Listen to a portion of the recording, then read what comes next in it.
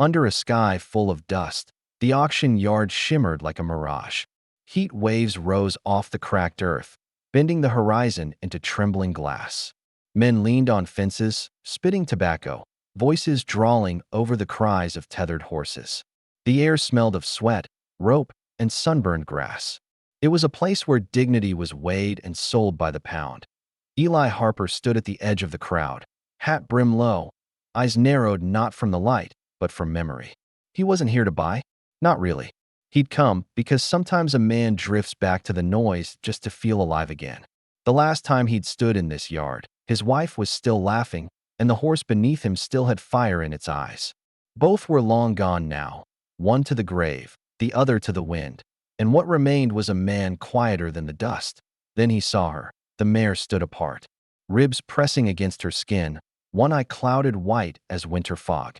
Her coat, once chestnut, was dulled by neglect and fear. She trembled even as she stood still, her body remembering every lash, every shout that had ever cut through her. The auctioneer, Caleb Turner, cracked his whip near her flank and barked, "Next up, this OL girl. Name's Daisy, though I reckon she's forgot it." The crowd chuckled. The sound was cruel, careless. Eli's jaw tightened. The bidding began and ended in silence. No hands rose. No one wanted a ghost of a horse. "Too skittish," someone muttered. "Wouldn't pull a card if her life depended on it." Eli didn't plan to speak, but the words left his mouth like a sigh escaping a grave.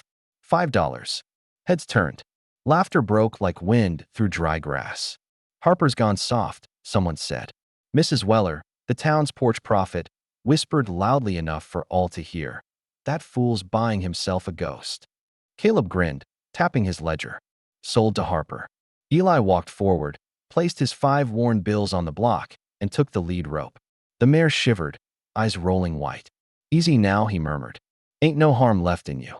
The walk home stretched long beneath a fading sun.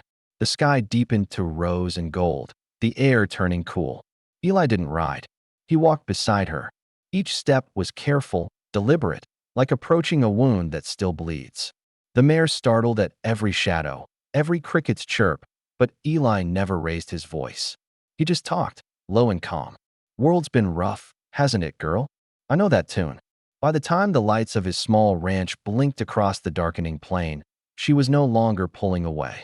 She followed, tired but steady, the rope loose in his hand. The ranch sat in a bowl of quiet land, faded fences, a leaning barn, a corral that once held laughter and hoofbeats. Eli opened the gate and led Daisy inside. The air smelled of rain-damp hay and wood smoke. He filled a trough, set down a small pan of oats. She didn't eat, just stared, wide-eyed and trembling, but he sat on the fence rail, humming a tune his wife used to hum while the sun fell behind the hills, a soft prairie lullaby. The sound drifted between them like a forgotten prayer. Slowly, Daisy lowered her head, sniffed the water, then began to drink. Eli smiled faintly, the lines around his eyes deepening. Something small had shifted, like a door quietly unlatching in both their chests. The next morning, word had already spread. In town, Mrs. Weller told anyone who'd listen how Eli Harper bought himself a sorrow on 4 legs. Sheriff Boone Caldwell leaned on the hitching post and said, "Man like that ought to know better. Some things can't be saved." The feed store's porch echoed with the sound of small-town certainty. Eli arrived just as Mara Ellison was sweeping her doorway. Her hair was pulled back with a strip of faded ribbon, her sleeves rolled to the elbow. "They say you bought trouble with hooves," she said, her tone half teasing, half kind. "Maybe so," he answered. She studied him, eyes softening. "Or maybe you just see what others don't." He tipped his hat and left, the corners of her smile following him down the road. Back at the ranch, days passed like slow water. Eli brushed Daisy's mane, untangling years of neglect. She began to stand closer when he entered the stall, her breath touching his sleeve. He never forced her, only offered patience and quiet repetition. But one night, when thunder rolled like a warning drum over the prairie, she panicked. The wind tore through the corral. Lightning split the sky. Eli heard the crash of splintered wood. She'd bolted, he ran into the storm, lantern swinging in his hand, rain cutting across his face. "Daisy," he called, voice nearly lost to the wind. He found her near the edge of the cottonwoods, caught in a tangle of wire, bleeding from her shoulder. She trembled, eyes wide with terror. T knelt beside her, setting the lantern down, his voice breaking the thunder's growl. "Easy, girl. I'm not gonna hurt you. Not like they did." For a long moment, neither moved. Then, she stilled. Rain streamed down her face like tears. Slowly, Eli reached out, cut the wire free, pressed his coat against the wound. They stood together in the downpour, soaked to the bone, bound by something wordless, fear, maybe, or trust just beginning to take root. Later, in the barn, the tin roof whispered under the storm. Eli sat on a bale of hay beside her, lantern light trembling on the walls. Daisy breathed slow and even, her head near his shoulder.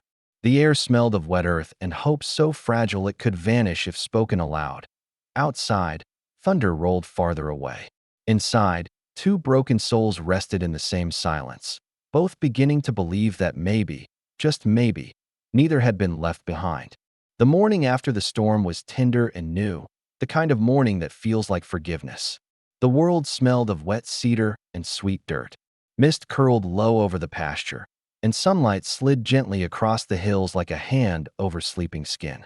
Eli walked the fence line, hammer in hand, checking for breaks. His back ached, his boots squelched in the mud, but something inside him felt lighter. Behind him, soft hoofbeats followed. Daisy trailed him now, not out of fear, but habit. Every few steps, she paused to graze, then caught up, her ears flicking toward his voice as he hummed the old prairie tune again.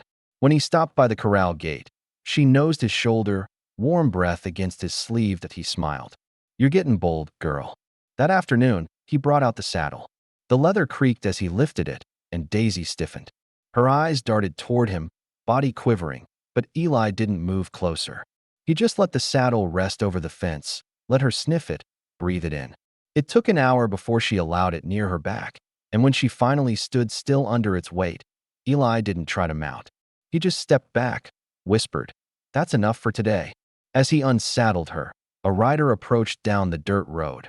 Mara Ellison on her bay mare, reins loose, her skirt gathered against the wind. She stopped by the fence, a small smile lighting her face. Didn't think she'd ever wear one again. Eli wiped his brow. "Neither did I. She trusts you." "Not yet," he said softly. "But she wants to." Mara's eyes lingered on him a moment longer than polite. "That's all any of us need, a reason to want to." Then she turned her horse toward town, leaving the echo of her words behind. A week later, the town buzzed with talk of the spring roundup, a yearly test of grit and pride. Riders from neighboring ranches came to compete, galloping through dust and wind for nothing more than glory. Sheriff Boone called it a man's way to prove his worth, though Eli had long stopped needing to prove anything. Still, when he came into town for supplies, Boone clapped him on the back and said, "You bring that ghost horse of yours to the roundup, Harper?" Eli gave no answer. But Mrs. Weller, leaning from her porch, shouted, "Don't you go breaking that poor thing's spirit again." Before he could respond, Mara appeared at the feed store door, arms crossed, eyes steady. "Let him be, Boone," she said. Boone raised a brow. "Ain't cruelty, Mara, just truth. That horse can't even gallop, let alone run." That night, back in the barn, Eli brushed Daisy in silence. Lantern light danced on the walls, soft and amber. Her wound had healed into a faint silver line. He rested his forehead against her neck.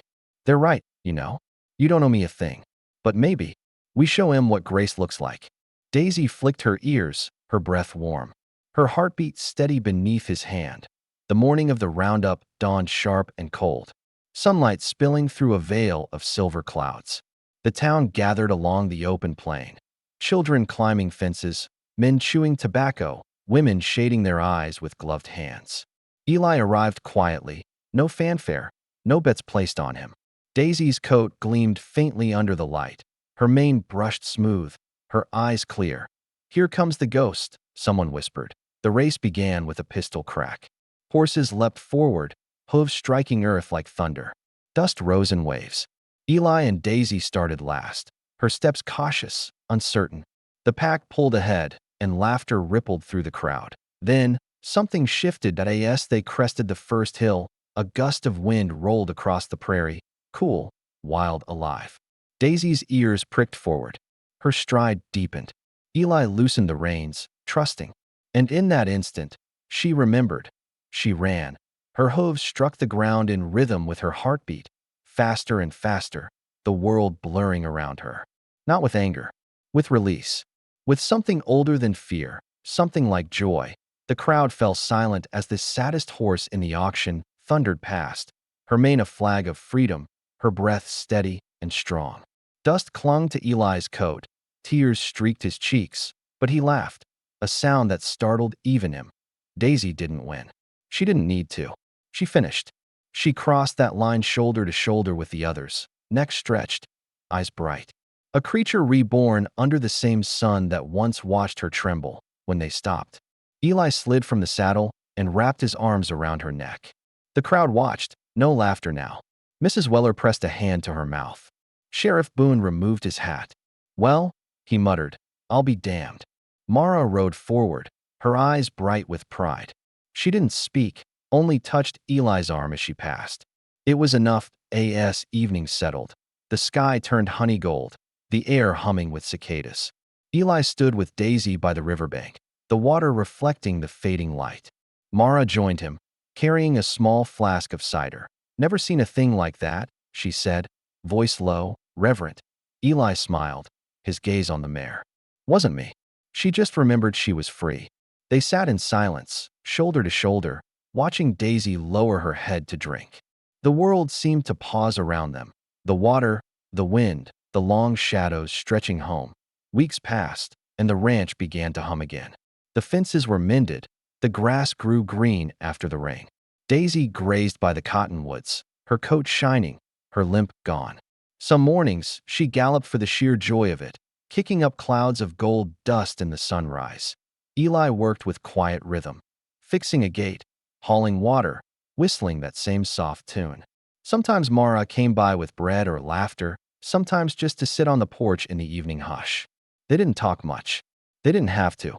Some hearts speak best in silence. And when night fell, and the world turned silver beneath the stars, Eli would look out at the pasture where Daisy stood, a small, steady figure against the moonlight, and feel something vast and peaceful settle inside him. An old voice, the kind that carries through time, might have said it best. Funny thing about saving something broken, you think you're mending it, but really, it's mending you.